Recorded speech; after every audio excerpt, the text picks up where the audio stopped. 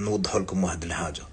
شت كي تحكم معلومه غلطه وتروجها في وسط المجتمع باش تبين انسان هذاك مجرم زعما، ولا زعما هذاك الانسان تغير له الاقوال تاعو باش تبينوا باللي هو ارتكب جريمه، هذه بحد ذاتها جريمه.